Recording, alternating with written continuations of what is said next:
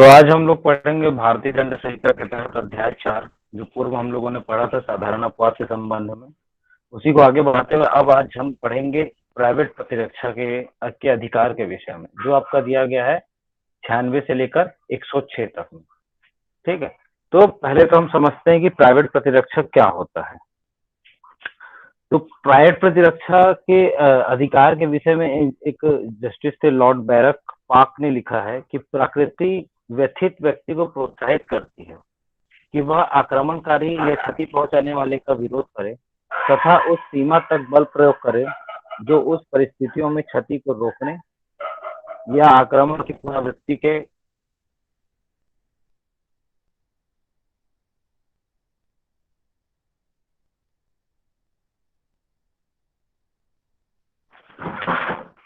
तो उन्होंने लिखा है कि प्रकृति व्यथित व्यक्ति को प्रोत्साहित करती है कि वह आक्रमणकारी या क्षति पहुंचाने वाले का विरोध करे तथा उस सीमा तक बल प्रयोग करे जो उन परिस्थितियों में क्षति को रोकने या आक्रमण की पुनरावृत्ति को रोकने के लिए पर्याप्त हो। अर्थात हम इस कोटेशन से ये समझ सकते हैं कि प्राइवेट प्रतिरक्षा या राइट टू प्राइवेट डिफेंस क्या होता है, कि जब भी आपके अधिकारों का उल्लंघन हो रहा है तो वो अधिकार किससे संबंधित होते हैं? आपके शरीर से रिलेटेड और आपकी संपत्ति से रिलेटेड। ठीक है, तो उन अधिकारों की बात चल रही है कि जब आपके शरीर या आपकी संपत्ति के अधिकारों के प्रति कोई अन्य व्यक्ति उसका उल्लंघन करे या उसके आपको क्षति पहुंचाए या आक्रमण करे, तब आपके पास क्या है, एक राइट टू प्राइवेट डिफेंस है कि आपको अपनी चीजों को बचाने के लिए खुद ही आगे आना पड़ेगा। तो ये चीजें आपकी बताई गई है 96 से लेकर 106 तक में। तो इसमें विभिन्न प्रकार के अधिकारों का वर्णन है कि किस तरह आप अपने शरीर की प्रतिरक्षा कर सकते हैं, अपनी संपत्ति की प्रतिरक्षा कर सकते हैं। फिर जो आपके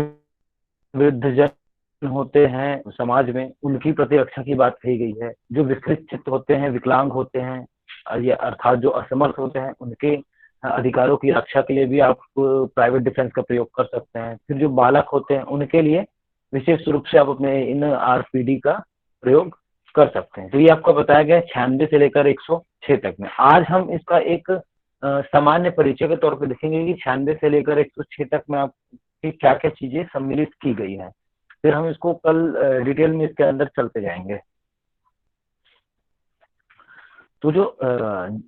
धारा 96 है वह बताती है प्राइवेट प्रतिरक्षा में की गई बात के विषय में, कि उसमें बताया गया है कि कैसे प्राइवेट प्रतिरक्षा के तहत क्या बातें होंगी और क्या चीजें चलेंगी। कि इसमें बोल दिया है कि कोई बात अपराध नहीं है जो प्राइवेट प्रतिरक्षा के अधिकार के प्रयोग में की जाती है। तो आपको यह समझना होगा कि जो भी 96 से लेकर 106 तक में जितनी भी बातें कही गई, इसके पूर्व जो हम लोगों ने पढ़ा था साधारण अपवाद, तो साधारण अपवाद में हमने उन अपराधों के संबंध में पढ़ा था, उन कृत्यों के संबंध में पढ़ा था जो अपराध होंगे लेकिन उसके लिए क्या आपको क्षमा मिल जाएगी या फिर जो न्यायोचित हो सकते हैं। लेकिन यहाँ पे जब हम पढ़ेंगे 96 से लेकर 106 में, तो इनके तहत अगर आप कोई भी कार्य करते हैं तो वो अपराध की श्रेणी में ही नहीं आएगा। सीधी क्या बात है, इसीलिए लिखा है कोई बात अपराध नहीं है जो रक्षा के अधिकारों के प्रयोग में की जाती है, इसलिए 96 ने इसको स्पेसिफाई कर दिया है। फिर जब हम आगे जाएंगे तब 97 में बताया कि शरीर तथा संपत्ति की प्राइवेट प्रतिरक्षा का अधिकार के बारे में, कि कैसे आप अपने शरीर की और अपनी जो संपत्ति है उसकी प्रतिरक्षा कर सकते हैं। फिर 98 में आपको बताया ऐसे व्यक्ति के कार्यों के विरुद्ध प्राइवेट प्रतिरक्षा का अधिकार जो विकृत चित्त आदि हो। तो ये क्या कहता है कि जो प्राइवेट प्रतिरक्षा की बात कही गई है, तो जो उन व्यक्तियों के लिए जो विकृत चित्त है, अर्थात जो प्रकृति को समझने के में असमर्थ है।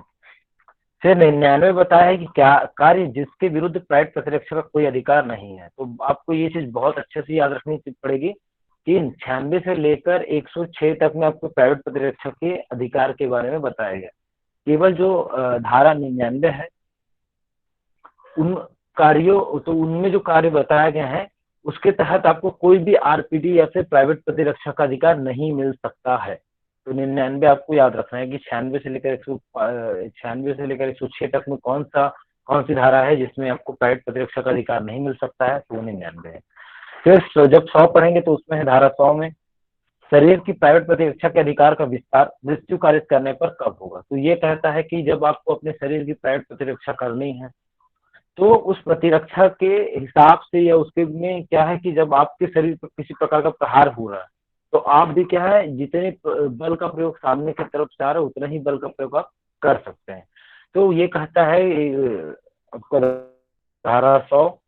कि कब आपके शरीर की प्रतिरक्षा का वह अधिकार का विस्तार ये होगा कि आप सामने वाले की मृत्यु कारित कर दें, और तब भी आपको क्या है, प्राइवेट प्रतिरक्षा के अधिकार के तहत वो बना रहे। फिर जब हम 101 पढ़ेंगे तो बताया है कि कब ऐसे अधिकार का विस्तार मृत्यु से भिन्न कोई अपहानि कारित करने तक का होता है। तो ये क्या है कि पहले तो आपको मृत्यु कारित करने तक का है 100 में। फिर 101 में पढ़ेंगे कि मृत्यु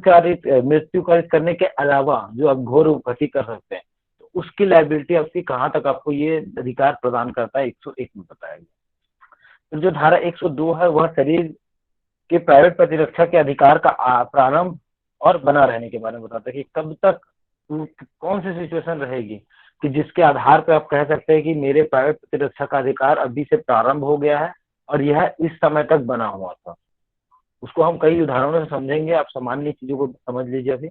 कि शरीर की प्राइवेट प्रतिरक्षा का अधिकार कब आपका प्रारंभ होगा और कब तक यह बना रहेगा, इसके बारे में आपका 102 कहता है।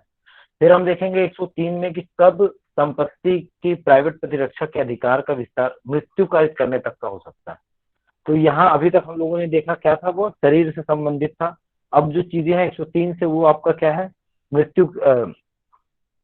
वो संपत्ति से संबंधित है कि संपत्ति की अभिरक्षा के लिए आपको कितना कब तक का प्राइवेट अधिकार मिल सकता है, प्राइवेट प्रतिरक्षा का अधिकार मिल सकता है कि आपके संपत्ति पे कोई जबरदस्ती घुस रहा है तो आप कब उसकी जान ले सकते हैं, वह परिस्थितियों पर आधारित होती है। फिर 104 बताता है कि ऐसे अधिकार का विस्तार मृत्यु से भिन्न कोई अपहानि कारित करने तक का कब होगा। तो ये जो संपत्ति के जो प्राइवेट प्रतिरक्षा का अधिकार है उसी के बारे में है कि कब मृत्यु के अलावा जो विभिन्न जो उपहति घोर उपहति की बात है, तो आप संपत्ति की प्रतिरक्षा के तौर पे कब इसका प्रयोग कर सकते हैं। फिर जो धारा 105 है वह बताती है कि संपत्ति की प्राइवेट प्रतिरक्षा के अधिकार का प्रारंभ और बना रहना। तो ये भी आपका जो मिला जुला स्वरूप है किससे, आपके 102 से। तो 102 में आपका शरीर के प्राइवेट प्रतिरक्षा के आरंभ और उसके बने रहने की स्थिति को बताया। उसी तरह जो आपका 105 है वह संपत्ति के प्राइवेट प्रतिरक्षा के आरंभ होने और उसके बने रहने के बारे में बातों को बताता है। फिर जो आपका 106 है वो बताता है कि घातक हमले के विरुद्ध प्राइवेट प्रतिरक्षा का अधिकार जबकि निर्दोष व्यक्ति को हानि होने की जोखिम है। तो ये बताता है कि जब निर्दोष व्यक्ति उसमें आ गया है तब उसकी क्या है। तो कुल मिलाकर हम देखेंगे कि 96 से लेकर 106 में जो कुल आपकी 11 धाराएं हैं जिसमें बंधित किया गया है कि किसी व्यक्ति द्वारा किया गया कार्य, यद्यपि वह क्या है अपराध की परिभाषा के परिधि में तो आता है, किंतु फिर भी उसको क्या है कि जो भी उसने वो कार्य किया है वो एक न्यायपूर्ण औचित्य से है और जो परिपूर्ण जो परिस्थितियां हैं वो पूरी तरह उसके परिपूर्ण में किया गया है। तो जो कर्ता होगा, जो भी इस कार्य को करने वाला व्यक्ति होगा, तो उसका जो आपराधिक दायित्व उससे दूर हटा देता है। अर्थात कि उस कार्य को करने के बाद भी चाहे वह क्या है अपराध की श्रेणी में आता हो, लेकिन यदि उन्होंने इस चीज को प्राइवेट प्रतिरक्षा के अधिकार के तौर पर प्रयोग किया है तो उनका वह कार्य क्या होगा, आपका आपराधिक दायित्व से उनको परे ले जाता है। तो हम और समझते हैं कि प्राइवेट प्रतिरक्षा के संबंध में कि देखिए प्राइवेट प्रतिरक्षा या इसको बोलते हैं हम लोग राइट टू प्राइवेट डिफेंस, या आप समझ सकते हैं सेल्फ डिफेंस। तो ये एक प्रकार का क्या अधिकार है और एक ये न्यायपूर्ण भी है और एक परिपूर्ण अधिकार भी है कि एक सामान्य सी बात है कि यदि आपके शरीर के साथ कोई अन्य व्यक्ति उस पर अतिक्रमण करे या उसको हानि पहुंचाए तो आपको अपने शरीर की रक्षा करने का अधिकार है ना, कि ये आपका शरीर है तो उसकी रक्षा करना भी आप ही का दायित्व है। तो वो विभिन्न परिस्थितियां होती हैं कि जब देखे कि जो जैसे पुलिस है और जो राज्य है उसका, देखो राज्य जो पुलिस होती है, या हम ये समझ सकते हैं कि आपने जब मूल अधिकारों के संबंध में पढ़ा था भारतीय संविधान में, तो उसमें कहा गया था कि जो मूल अधिकार है वह केवल आपको किसके विरुद्ध मिलते हैं, राज्य के विरुद्ध मिलते हैं। तो राज्य का ये दायित्व होता है कि वह उन मूल अधिकारों की रक्षा करे। लेकिन क्या है कि जब हम राज्य सरकार या केंद्र सरकार की बात करें, ठीक है, या जब भी सरकार की बात करें, तो इनके पास क्या है कि संसाधन बहुत ही सीमित है है ना। तो इन सीमित संसाधनों का वो प्रयोग जनता की भलाई के लिए, या लोक व्यवस्था जो होती है उसको मेंटेन करने के लिए, या उसको व्यवस्थित रखने के लिए करती है। लेकिन क्या है, हर जगह राज्य आपकी रक्षा करने के लिए आगे नहीं आ पाएगी। तो उस चीज सिचुएशन में, कि उन परिस्थितियों में आपके शरीर की, आपकी संपत्ति की रक्षा कौन करेगा। तो उस सिचुएशन में क्या है कि आप स्वयं ही अपने शरीर की और अपनी संपत्ति की अभिरक्षा कर सकते हैं। और उस अभिरक्षा के दौरान जो भी गतिविधियां होती है, या जो भी कृत्य होते हैं, चाहे वो आपराधिक स्वरूप के ही क्यों ना हो, तो उनसे आपको क्या छूट प्रदान होती है, या एक प्रकार के आपको आपराधिक दायित्व से उन्मुक्ति मिलती है, कि आपने अगर ऐसा कार्य कर दिया तो आपको क्या मिलेगा, वो प्राइवेट डिफेंस के तौर पे वो अधिकार के स्वरूप में आपको मिल जाएगा।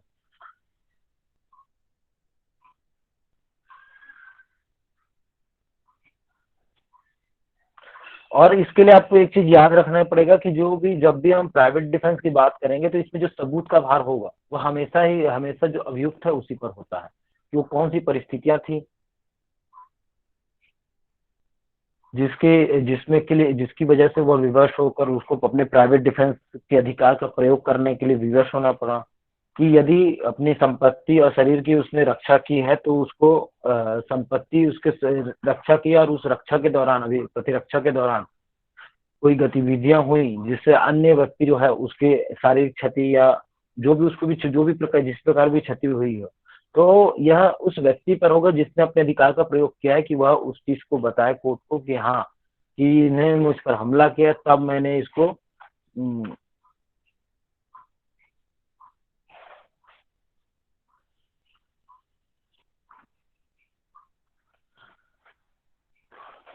तो ये हम इनको बताए कि कैसे हमने अपने शरीर की और अपने संपत्ति की अभिरक्षा की। देखिए, अभी हम स्टेटस जो आपके संवैधानिक प्रावधान है उन पर ध्यान नहीं दे रहे हैं। अभी हम केवल इसकी एक रूपरेखा के बारे में डिस्कशन चल रहा है, कि प्राइवेट प्रतिरक्षा क्या है, क्यों है, कहाँ से आया, कैसे आया, किन चीजों के बारे में बात कह रहा है। तो इसी के संबंध में भी हम लोग पढ़ रहे हैं अभी, इसलिए आपको डिस्प्ले में दिक्कत आ रही होगी।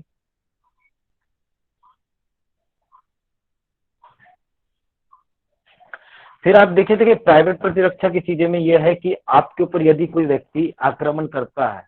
और उस वक्त कोई अन्य व्यक्ति, या जैसे सरकार है जो आपका दायित्व रखती है,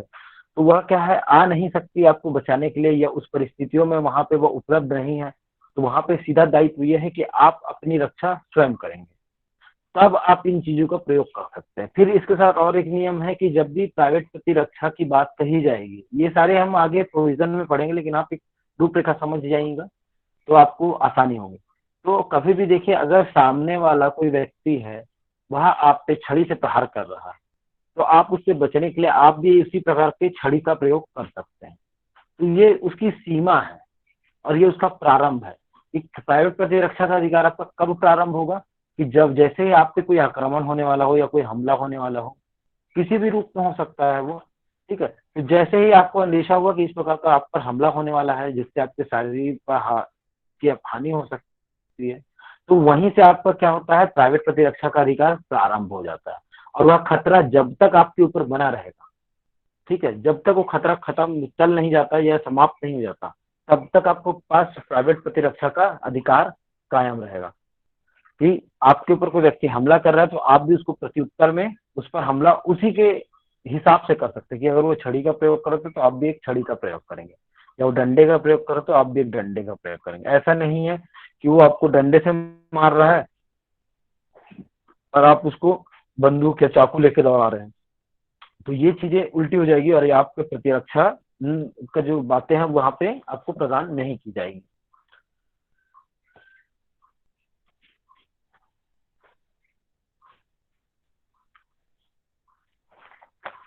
समझ आ रही होगी आप लोग को, मैसेज में बता सकते हैं मेरे को चीजें। ठीक है, अब बात करते हैं हम लोग कि देखिए, जब अब भारतीय दंड संहिता में इसकी आवश्यकता क्यों पड़ी। कि जब देखिए, लॉफुली ये बोल रहा है कि इसमें भारतीय दंड संहिता में 96 से लेकर 106 तक में ये चीजों को बता दिया है कि आपको प्राइवेट प्रतिरक्षा का अधिकार है। तो यह प्राइवेट प्रतिरक्षा का अधिकार है, तो फिर जो अन्य व्यक्ति हैं, अर्थात जो सरकार है, पुलिस है ना, जिनके पास ये विधि को व्यवस्था को कायम करने का और उनका दायित्व है, तो इनसे ये क्यों अछूता है? क्योंकि इसके लिए मेन जो इसके पीछे का कारण है कि जो राज्य है उसके पास संसाधनों का एक जो संसाधन है वो सीमित तौर पर है, कि वो अनलिमिटेड है नहीं कि वो हर, अब जैसे आप सामान्य भाषा में समझेंगे कि एक पुलिस थाने में करीबन एक जो सामान्य सा क्षेत्र है तो उसके लिए कितने 10 से 15 20 व्यक्ति ही उसमें उनके कर्मचारी होते हैं, पुलिस में होते हैं, और वही उनका कार्य होता है कि वो आसपास के 10 गांव 20 गांव को अपना प्रोटेक्ट करे और उनमें जो भी गतिविधियां हो रही है उसको, मतलब जो विधि व्यवस्था उसको बनाए रखें।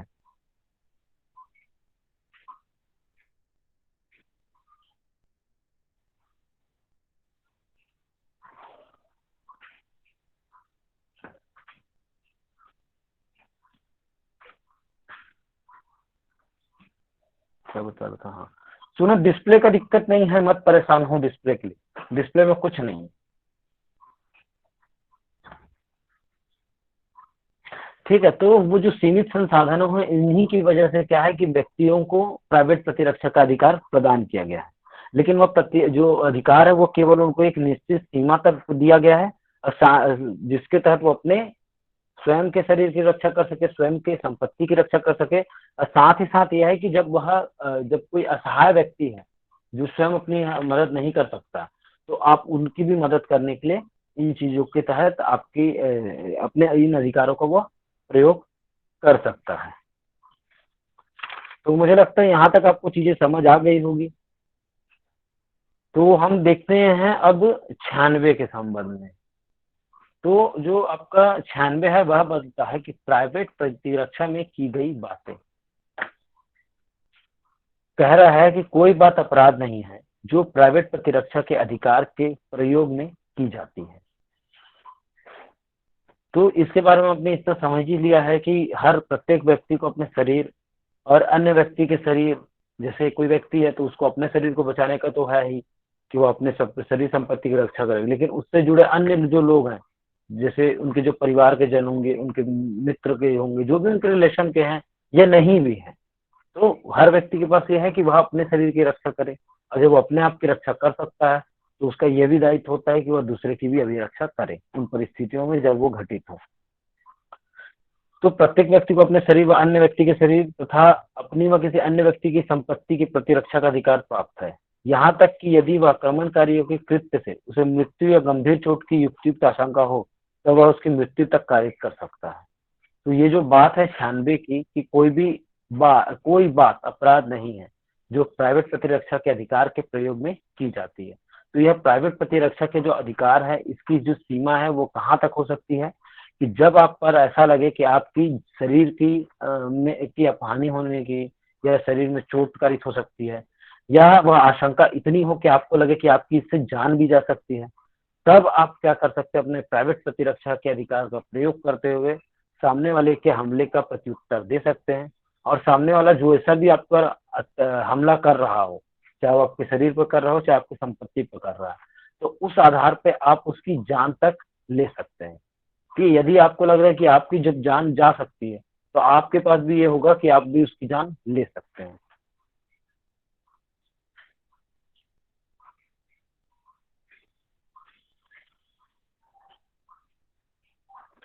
और इसके बारे में एक बात और है कि देखिए कि हर व्यक्ति जो अपने शरीर की और संपत्ति की अभिरक्षा करता है तो वह इस कार्य को क्या सद्भाव पूर्वक करता है। उसका केवल सद्भाव ये होता है कि वह अपने शरीर की और अपने संपत्ति की रक्षा जो कर रहा है वह सद्भाव पूर्वक है, क्योंकि उसके लिए उसमें कोई द्वेष नहीं है, कोई कपट नहीं है, कोई बेईमानी नहीं है। और उस स्थिति में जब भी हम सद्भाव पूर्वक कोई कार्य जो विधिपूर्ण हुआ, इस जो भी कार्य जो सद्भाव पूर्वक किया जाता है उसको क्या सामान्यतः हम विधिपूर्ण मानते हैं, क्योंकि उसमें क्या है आपने उचित सावधानी बरती थी, आपका ये विश्वास करने का कारण था कि आपको यह कार्य अब करना ही पड़ेगा, है ना। जैसे हम लोगों ने विभिन्न जो पुराने धाराएं थी उसमें सद्भाव पूर्वक चीजों को समझा था। और उसी के तहत तो कहा जा सकता है कि जब व्यक्ति द्वारा विधि विरुद्ध आक्रमण, जब भी किसी कोई व्यक्ति है और उसके ऊपर कोई विधि विरुद्ध कार्य कोई अन्य व्यक्ति कर रहा है तो उस व्यक्ति से उसको बचने के लिए या उससे उसको दूर भगाने के लिए क्या कर सकता है, वह सद्भाव पूर्वक कार्य कर सकता है। और जो वह सद्भाव पूर्वक कार्य करेगा तो वह उसको क्या है, विधि विरुद्ध होते हुए भी क्या होगा, उसके लिए उसको दंडित नहीं किया जाएगा। पूर्व हमने पढ़ा ना, सद्भाव पूर्वक आपने कोई सूचना दी है, संसूचना दी है, तो उसको आप कोई अपराध के स्वरूप में नहीं मानेंगे। सद्भाव पूर्वक आप किसी अन्य व्यक्ति के फायदे के लिए कोई कार्य करते हैं या उसकी सहमति नहीं होती है, तब भी आपको क्या होता है, आपने कोई अपराध नहीं किया। तो उसी तरह ये सद्भाव पूर्वक की चीजें आपकी इसमें है।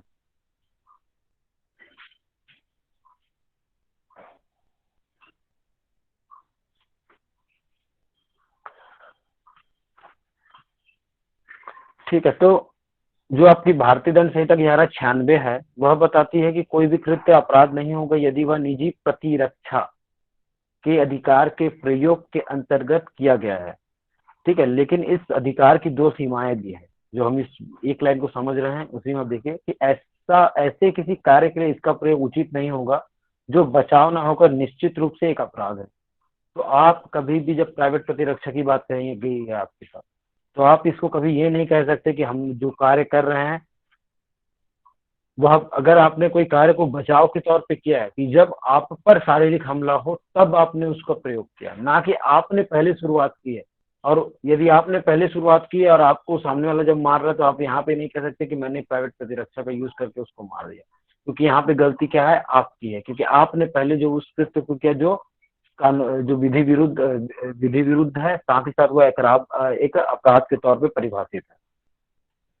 तो इसमें आपको ये याद रखना पड़ेगा कि जो ऐसे किसी कार्यों के लिए इसका प्रयोग उचित नहीं होगा जो बचाव ना होकर एक निश्चित रूप से एक अपराध के रूप में हो। तथा दूसरा ये कि यदि किसी व्यक्ति ने स्वयं आक्रमण किया हो तो वह अपने बचाव में प्रतिरक्षा के अधिकार का तर्क प्रस्तुत नहीं कर सकेगा।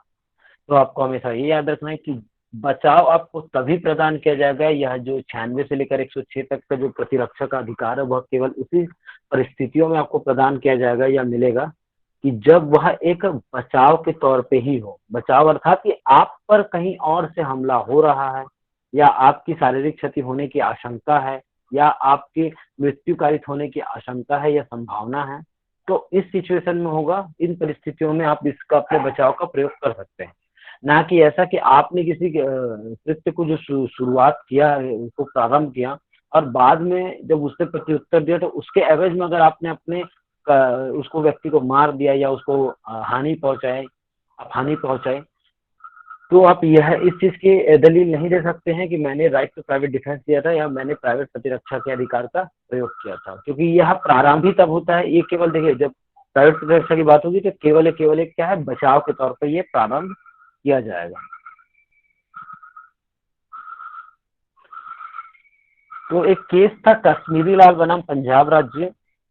ईयर 1997 के मामले में बताया गया था। सुप्रीम कोर्ट ने कहा था कि यदि कोई व्यक्ति जो स्वयं आक्रामक हो या जो खुद ही हमला कर रहा हो और दूसरे व्यक्ति पर वह विधि विरुद्ध हमला कर रहा हो, तो वह बाद में यह नहीं कह सकता कि मैंने उसको प्राइवेट डिफेंस या प्राइवेट प्रतिरक्षा के अधिकार के तौर पे उसको मार दिया या यहाँ पे मैंने जो कार्य किया वो प्राइवेट प्रतिरक्षा के तौर पे किया था।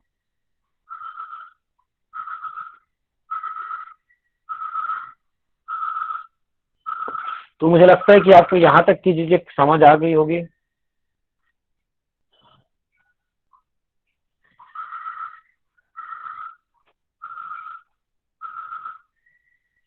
अब हम देखते हैं एक और धारा के बारे में जो आपका है 97, शरीर तथा संपत्ति की प्राइवेट प्रतिरक्षा का अधिकार। तो धारा 99, मैंने आपको पहले ही कहा था कि धारा 99 में अंतर्विष्ट निर्बंधों के अधीन हर व्यक्ति को अधिकार है कि वह, पहला उसको अधिकार है कि मानव शरीर पर प्रभाव डालने वाले किसी अपराध के विरुद्ध अपने शरीर और किसी अन्य व्यक्ति के शरीर की प्रतिरक्षा करे। दूसरा है किसी ऐसे कार्य के विरुद्ध जो चोरी, लूट, रिश्ती या आपराधिक अत्याचार की परिभाषा में आने वाला अपराध है, या जो चोरी, लूट, रिश्ती या आपराधिक अत्याचार करने का प्रयत्न है अपनी या किसी अन्य व्यक्ति की चाहे जंगम चाहे स्थावर संपत्ति की प्रतिरक्षा करे। तो ये क्या कह रहा है आपका जो 97, जो ऊपर हम लोगों ने 96 में पढ़ा कि कोई बात अपराध नहीं जो प्राइवेट प्रतिरक्षा के अधिकार के प्रयोग में की जाती है। और यहाँ पे जो प्राइवेट प्रतिरक्षा का अधिकार है उसके विस्तार के बारे में बताया गया है। तो 97 आपका मूल रूप से बोलता है कि जब आपके शरीर को और आपकी संपत्ति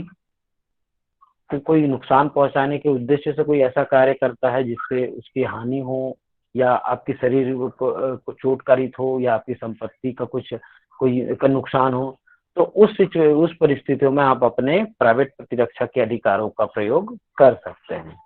तो जो धारा 99 है उसमें बताया गया है कि उनमें जो जिन कार्यों की को निर्धारित किया गया है उन कार्यों के लिए आपको प्राइवेट प्रतिरक्षा का अधिकार प्रदान नहीं किया जाएगा। ठीक है। तो धारा 99 में अंतर्विष्ट निर्बंधों के अधीन हर व्यक्ति को अधिकार है। तो जब धारा 99 की बात नहीं लागू हो रही है तो इस सिर्फ 99 के तहत जो बातें बताई गई है उनको छोड़कर हर व्यक्ति को कौन से अधिकार प्राप्त है? प्राइवेट प्रतिरक्षा का अधिकार प्राप्त है, जो आपके शरीर और संपत्ति दोनों के लिए प्रदान किया गया है। तो इसमें उन्होंने अधिकार को दो भागों में बताया है कि पहला बताया है कि मानव शरीर के लिए, कि मानव शरीर पर प्रभाव डालने वाले किसी अपराध के विरुद्ध अपने शरीर और किसी अन्य व्यक्ति के शरीर की प्रतिरक्षा करे। तो उनको कब मिलेगा प्राइवेट डिफेंस का अधिकार या प्राइवेट प्रतिरक्षा का अधिकार? जब यह मानव शरीर पर प्रभाव डालने वाले किसी प्रकार का वह अपराध करते हैं। तो मानव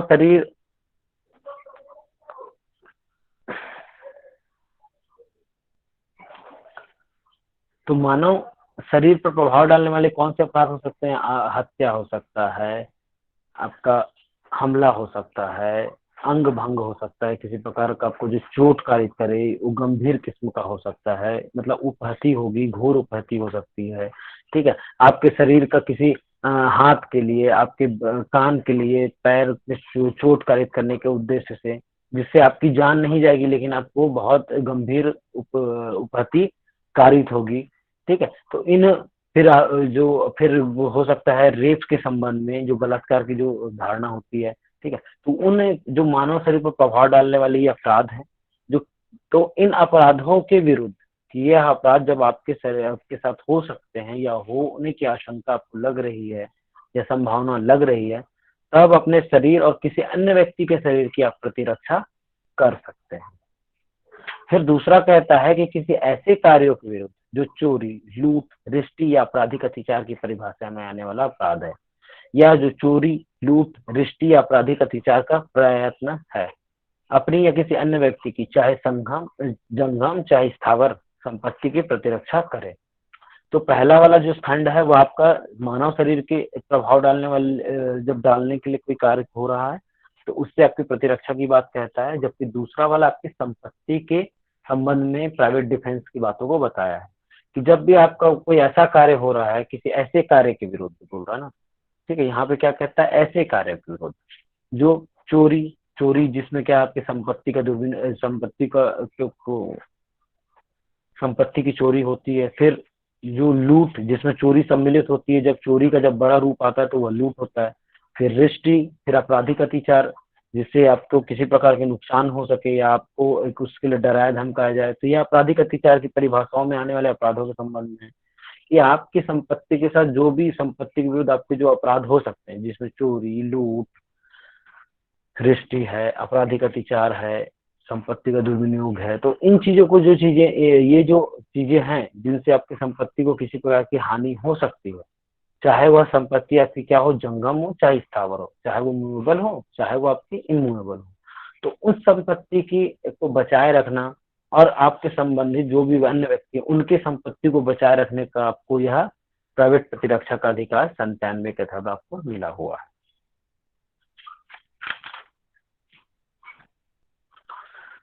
क्लियर हो गए यहाँ तक की चीजें? अब जो बाकी है हम उसको कल देखेंगे